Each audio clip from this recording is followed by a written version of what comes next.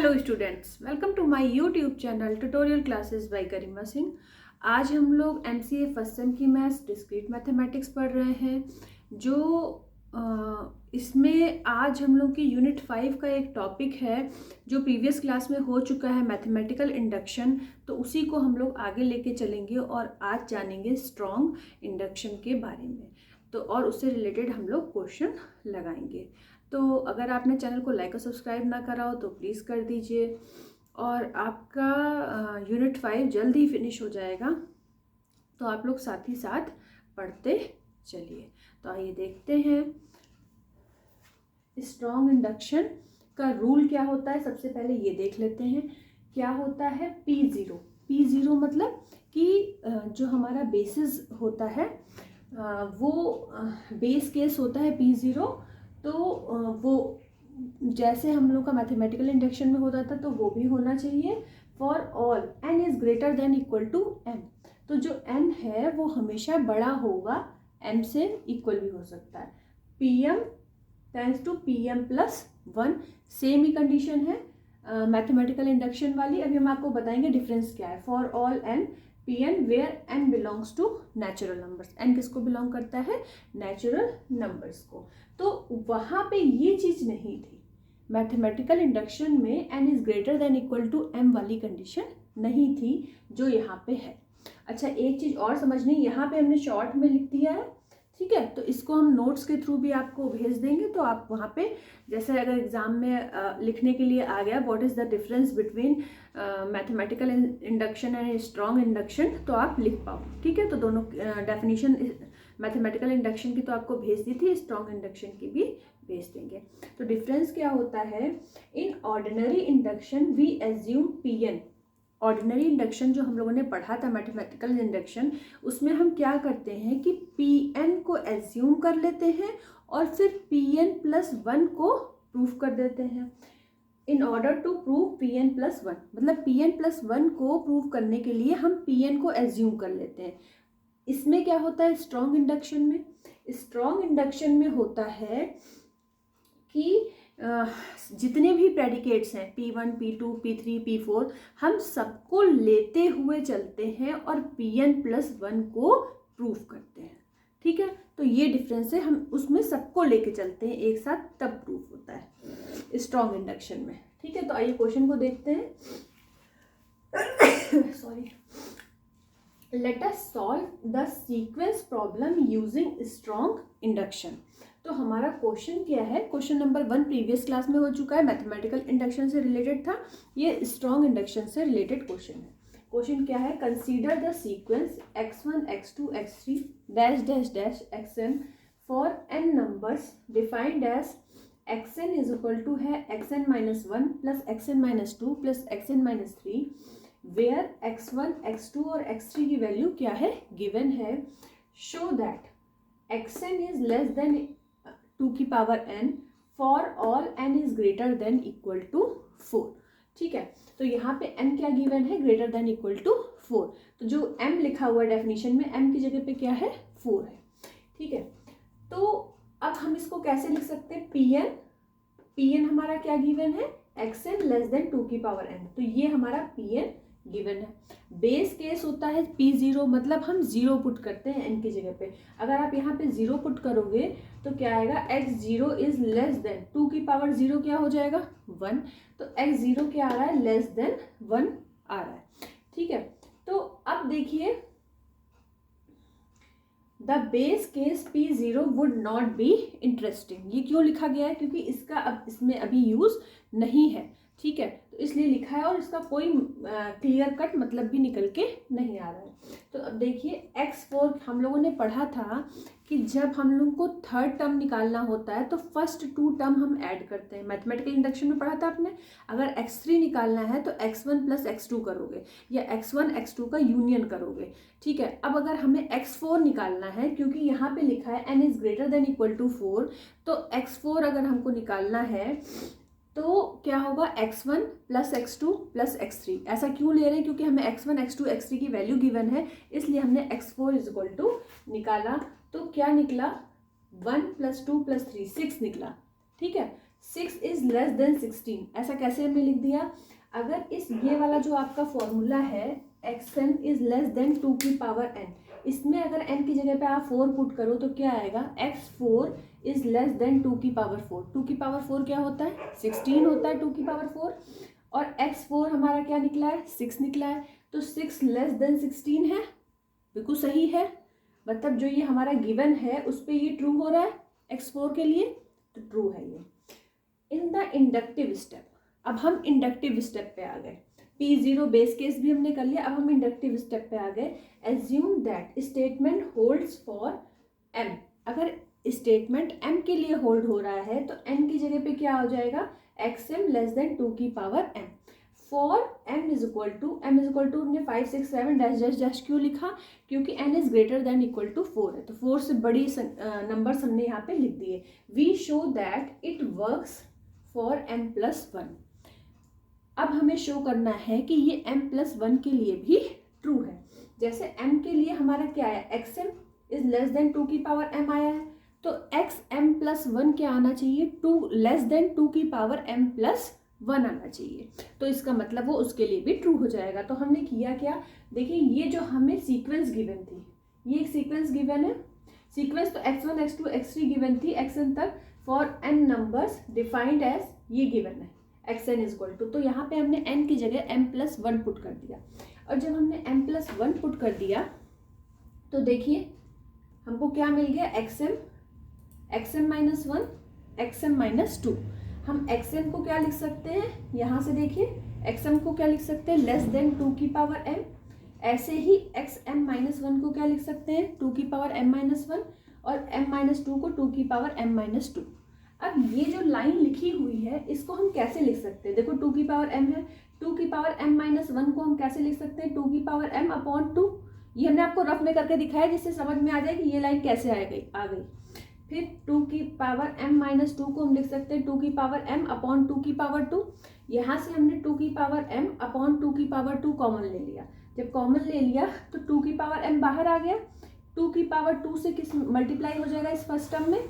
इसमें एक 2 है अपॉन में, तो एक 2 से एक 2 कट जाएगा, तो एक 2 से ही मल्टीप्लाई होगा। 2 की पावर m तो कॉमन ले चुके हैं तो 2।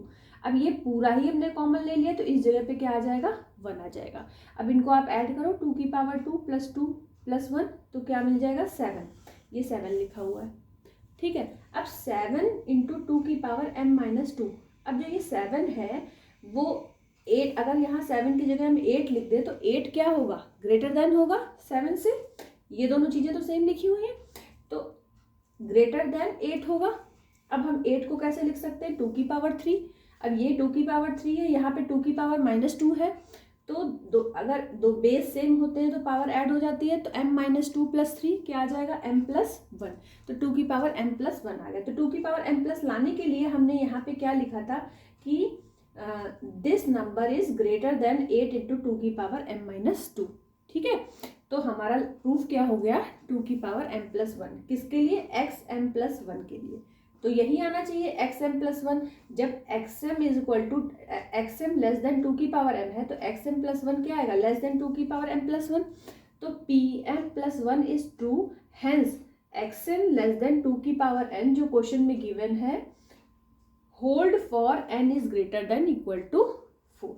तो ये हमारा क्वेश्चन हो गया, ठीक है। तो ये हमारा क्वेश्चन स्ट्रॉन्ग इंडक्शन का क्वेश्चन था। तो इस तरीके से हुआ। अब हम लोग और क्वेश्चन भी डिस्कस करेंगे, ठीक है। तो फटाफट इसको कर लीजिए।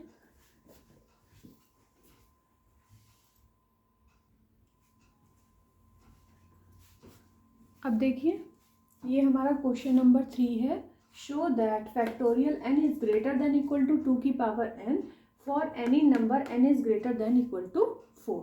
ये हमको क्वेश्चन गिवन है। अब हम इसको क्या करेंगे? जब भी इस तरह का क्वेश्चन आएगा तो सबसे पहले तो हम लिख देंगे कि Pn क्या गिवन है? ये गिवन है, लिख दिया। The statement Pn holds for the base case. Base case क्या होता है? P0। तो ये हमने मान लिया कि ये बेस केस के लिए ट्रू है, ठीक है। n is equal to 4 such that, अब n इज इक्वल टू 4 है अगर, तो हमने क्या किया? The statement P N hold for the base case N is equal to 4 such that. अब यहाँ पे N is equal to N is greater than equal to 4 दिया, तो एन इज इक्वल टू हमने 4 ले लिया, ठीक है, बेस केस के लिए। तो जब 4 हमने लिया, ठीक है, तो जब 4 हम लेंगे तो अब आप देखो यहाँ पे 4 पुट कर दिया, जहाँ जहाँ पे n था उसमें आपने 4 पुट कर दिया, तो फैक्टोरियल 4 इज ग्रेटर देन 2 की पावर 4। अब देखिए फैक्टोरियल 4 क्या होता है, 4 इंटू 3 इंटू 2 इंटू 1 24 आ जाएगा, और 2 की पावर 4 16, तो 24 बड़ा है 16 से। इसका मतलब कि हमारा जो बेस केस है वो क्या है, बेस केस किसके लिए ट्रू है, किसके लिए ट्रू है, बेस केस हमारा जो है यहाँ पे बेस केस हमारा था n इज इक्वल टू 4 के लिए, तो वो देखिए ट्रू है, हाँ ट्रू है बेस केस, ठीक है। अब देखिए इसी तरीके से जो हम लोगों ने प्रीवियस क्वेश्चन अभी हमने किया था वहाँ पे क्या था प्रीवियस क्वेश्चन में, वो हम आपको एक बार फिर से साइड में बता देते हैं। उसमें भी n is greater than equal to 4 था, और ये देखिए जो प्रीवियस क्वेश्चन था, अगर आपको यहाँ पे दिखाई पड़ रहा है तो क्वेश्चन था हमारा xn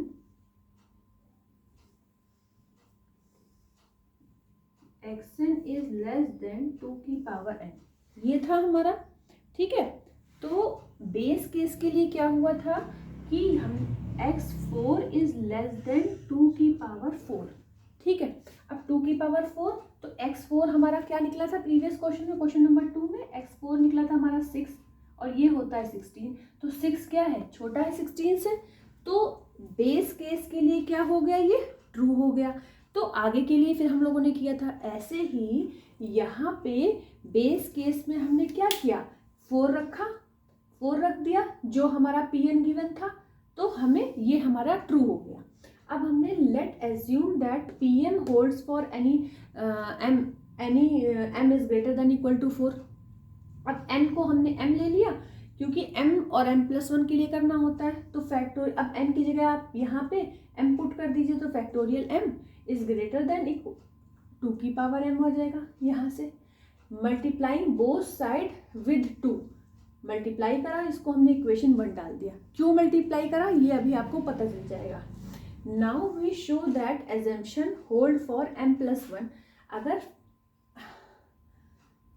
ध्यान से देखिए, अगर factorial m is greater than 2 की पावर m है, अब हमें m+1 के लिए प्रूफ करना है, तो m+1 को प्रूफ करने के लिए हमने क्या करा कि आप ध्यान से देखो कि m+1 इज ग्रेटर देन 2 होगा अगर m की वैल्यू जो है ग्रेटर देन इक्वल टू 4 होगी। अगर मान लो हमने m की जगह 4 रख दिया, मिनिमम वैल्यू इक्वल टू वाली वैल्यू, अगर हमने 4 रख दिया m की जगह पे, तो 4+1 कितना होता है 5, 5 ग्रेटर देन 2 से है, तो अगर m की वैल्यू 4 या 4 से बड़ी हम कुछ भी रखते हैं तो वो ग्रेटर देन 2 होती है।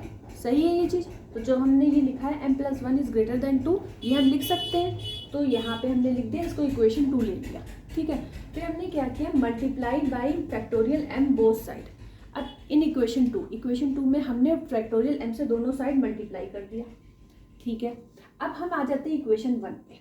इक्वेशन 1 में देखिए 2 इंटू फैक्टोरियल m, ये ग्रेटर देन है किससे, 2 इंटू 2 की पावर m से, तो हमने ये लिखा, तो ये वाला ग्रेटर है किससे, 2 इंटू 2 की पावर m से। 2 इंटू 2 की पावर m को क्या लिख सकते हो, 2 की पावर m+1 लिख सकते हो, ठीक है। यहाँ पे देखिए सेम चीज़ हमने इसको उतार ली ऐसे ही।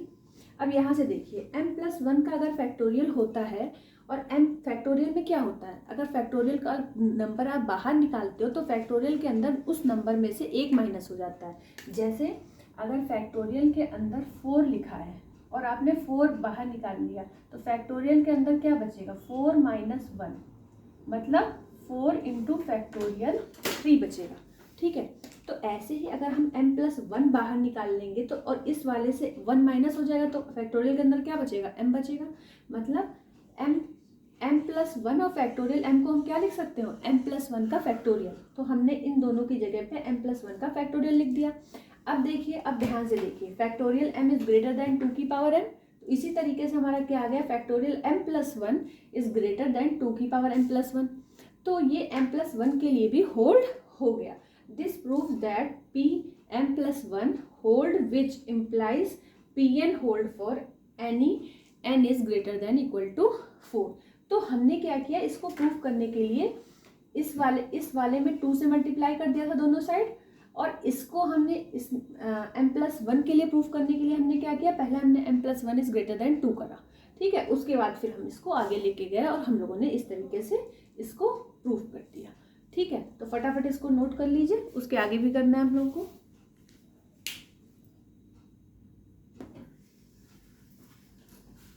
अब देखिए, सबसे पहले तो हम लोगों ने पढ़ा था मैथमेटिकल इंडक्शन, उसके बाद स्ट्रॉन्ग इंडक्शन, और उसके बाद हमारा है induction with non zero base case.